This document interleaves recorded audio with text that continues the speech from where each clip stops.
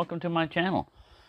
Well, I just wanted to say on this one, I have some of the greatest viewers and commenters of a knife channel out there. I don't have a huge subscription base and everything else, but the generosity of some people out there is just, you would have to experience it. So I don't want people that other people that have knife channels to feel envy of any of this. Just recognize that there are a lot of good people out there, and this is from one of them. This particular knife right here was sent to me by a viewer, and I've looked at this one for quite a while. It's the A.G. Russell 4-inch Sunfish Lockback, and I'll read it to you here. A.G. was fond of large folding rope knives and was especially proud when the Sunfish pattern he designed for the 2010 A.G. Russell Texas Ranger knife. When A.G. mentioned that he would like to do another Sunfish pattern pocket knife, sometimes referred to as an elephant toenail pocket knife, I requested a smaller one with a 4-inch handle. A.G. said fine, but it has to have the same size blade as the original. With the help of Phil Gibbs and over a month's worth of work, they accomplished just what A.G. wanted: a Sunfish with a 4-inch handle and a 3 1/8 inch blade. This was accomplished with the development of the A.G. Russell ILPS, Interrupted Lock Bar Pivot System. ILPS allows the blade, when closed, to occupy space normally used by the lock bar pivot pin. ILPS uses two separate pins, one on each side of the lock bar.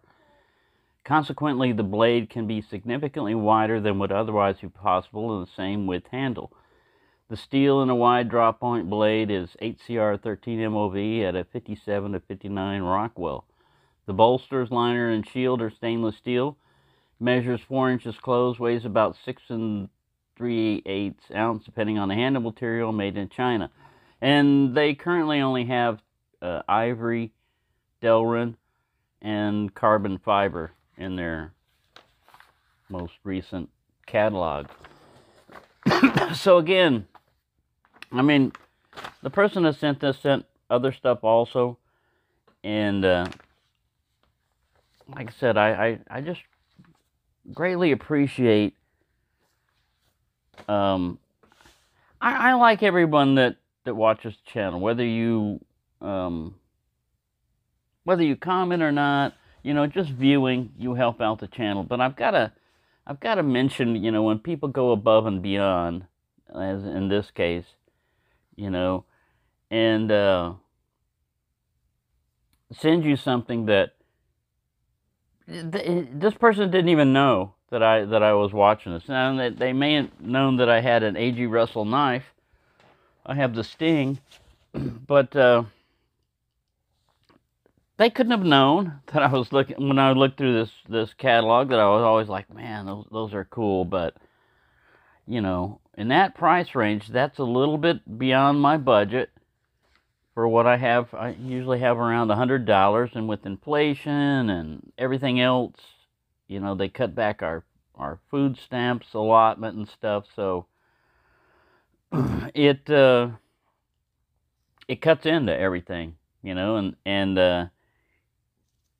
knives that are around that price of your entire knife budget, you've either got to decide to blow it all on that one knife, or divide it up, and to get a bunch of different knives. And it's a hard decision to make, like a lot of times I'm looking at, nowadays I'm saying, all right, I'm going to get a case knife or something like this, and the price is going to be close to my budget, my knife budget on that.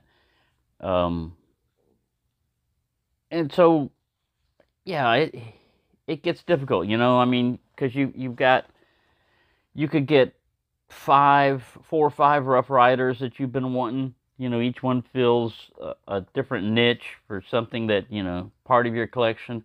Or you can sit there and buy one knife. So, I mean, that's the dilemma I run into.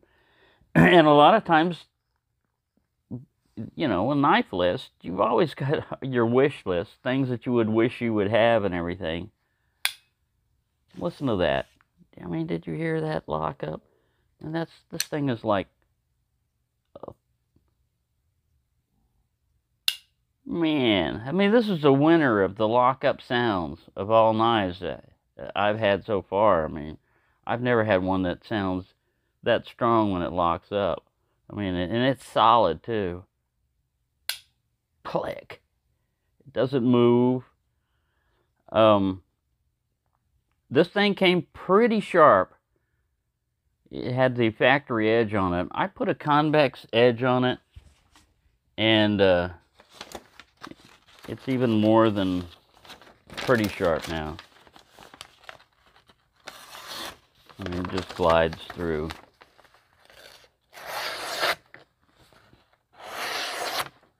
And what you have, basically, is a locking Sunfish.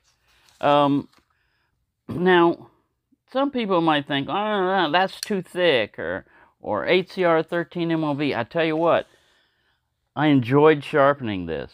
I've sharpened D2, but I enjoyed sharpening this because it's easy to sharpen. D2, yeah, it's not as bad, but I mean, it takes a lot longer. And I wanted to put a convex edge on this because a convex edge is a little bit tougher than a, you know, flat angle type grind. You got a little bit more meat behind the edge. And frankly, it's easier for me to sharpen with that work sharp on a convex edge on a knife. Put one on there and get it super sharp. I mean, it takes some time. I got to sit there and, you know, look at it and find out where it is on the bevel, you know, and then start grinding on it. But man, once you get it, and I don't care what method you use, if you're using a hand sharpening system or a guided system or whatever, when you finally get that knife to be sharp, oh man, the difference between a sharp knife and an almost sharp knife is huge. I mean, to me, it's addictive. I've got to have a knife. That was just because I went on the corner. I've got to have a knife that's sharp. Once you handled a sharp knife and you've used a sharp knife, you're not going to put up with a dull knife anymore. You won't want it. You'll know that, hey, this thing's got much more potential. You know, rather than this little drag. I mean, you can get obsessed with it too. I mean, you can sit there and say, how sharp do I need this? You know, I'm looking at the glint and I'm seeing that, okay, it's sharp all the way on down here, but there's just a little section right here that needs, that depends on how long you've been working on it, you know? I mean, to me, I can sit there and try to get perfectionist on it and say, man, I want everything. I want the entire edge apex to meet up all the way across, all the way down. I don't want any, see, there's just a little bit more where it could do a little bit more work there. But when you go to cut with it, you don't feel that. I mean, you know, so I can get a little too picky sometimes on the edge. But this is a great knife. Now it's got a lanyard loop in here. This is like, it can be used as fire tinder. As you can see, it melts, you know, like paracord and stuff. And it'll burn quite a while. So, again, thank you, anonymous donator. This is another anonymous donator, and this is a fantastic knife. I mean, it's jig bone. It's precise, man. I mean, it feels very well made, and now the only problem with this knife is closing it. The lock is pretty strong. Feels like a triad lock type of strong. See how it'll make a dent in your finger? If you're trying to close this one-handed, this might try to get you. It doesn't have a half stop there, which is good. But usually after I sharpen a knife is when it bites me. I mean, before, it might try. This one's tried a couple of times, but once I've sharpened it, I'm extra careful. So now I'm in no big hurry to close this thing. I'll do it two-handed. I'll break it like this while holding the blade and let it close. And opening, I can open it one-handed, but you've got to be careful. You kind of like slow roll it. Usually what I do, I mean, because again, I'm not worried about this being a flipper knife or anything. I'll pinch it open. I'll start like this, and I'll go like this, or I'll do the start like this and assist it. I'm not worried about, you know, the style or anything like this of my opening. If it's a slow roll and it takes a few extra seconds, see, I'll even do this where I'll get this finger and this finger in there to start it and then roll it open. Yeah, and the only other thing people might say is, oh, you know, I think weighs a, you know, a lot and everything. I grew up with buck 110. You know, I mean, I carried one for almost 20 years on my hip. So, when I pick up a Sunfish knife, I expect it to be heavy. You know, I'm not going to complain about that. I wouldn't want this thing to have this kind of a blade and a plastic handle, bug out.